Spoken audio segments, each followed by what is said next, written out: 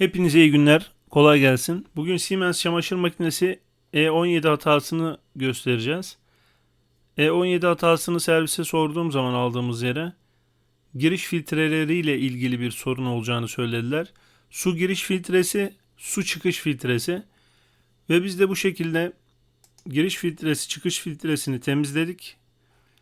Giriş filtresini temizlemedik ilk önce. Çıkış filtresini temizledik. Ve bu arızanın neden kaynaklandığını bugün göreceksiniz. İçinden çıkan pislikleri çektik. İsterseniz o videomuza geçelim. Ama su giriş filtresi eğer dipnot parantez içinde suyu çok rahat alamıyorsa, suyu aldığı kısım sıcak ve soğuk olarak iki şekilde alan makineler de var Siemens'in. Sıcak ve soğuğu alırken filtrelerin basıncında bir sorun varsa veya borunun içindeki o küfler tıkadıysa onu da temizlemeniz gerekiyor. Biz öncelikle suyu atık pompasının olduğu yeri, merdaneyi döndüren yeri temizledik. Hata devam ederse ötekini de çekeceğiz. Hepinize iyi günler, kolay gelsin. Hepinize merhaba arkadaşlar.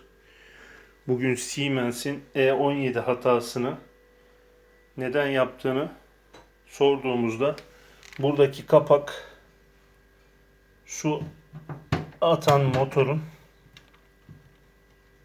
yapabileceğini söylediler.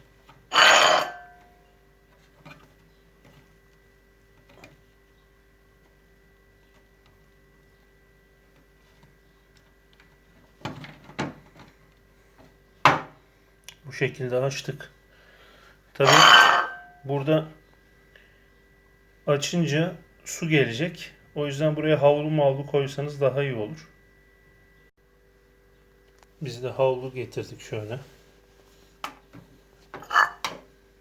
Şu kapağı değil de havluya şöyle yapalım. Şimdi bunu sağdan şöyle sola doğru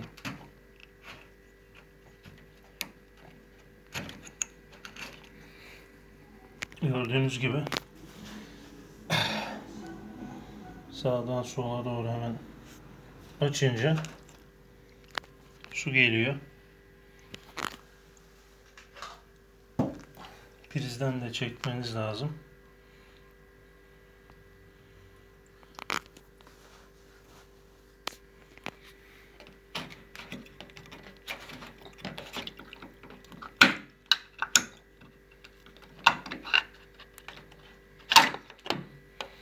Evet. Kibrit sıkışmış arkadaşlar.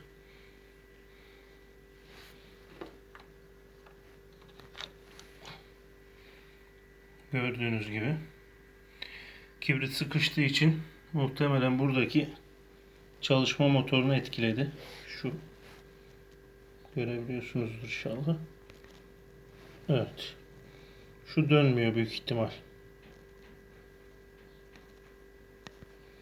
Bu şekilde çıkarttıktan sonra tekrar kapağı kapayıp soldan sağa kapadıktan sonra tekrar aynı hatayı yapıyorsa servisi arayın. E17 hatası ve çözümü. Bu videoda bunu işlemiş olduk. Hepinize iyi günler. Kolay gelsin.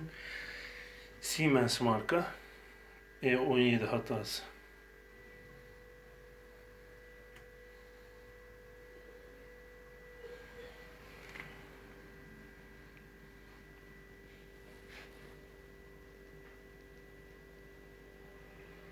Şşt, bak sağdaki soldaki senin için hazırlandı. Tıklamıyor musun? Bekliyorum. Hadi ama tıklasana kardeş. Para yazıyor ya. O zaman abone ol bari. O da mı yok ya? O da mı yok be hacı? Bak sana şirinlik yapıyorum. Hadi. Abone ol artık. Teşekkür ederim. Gene olmadı ya. Gene olmadı ya.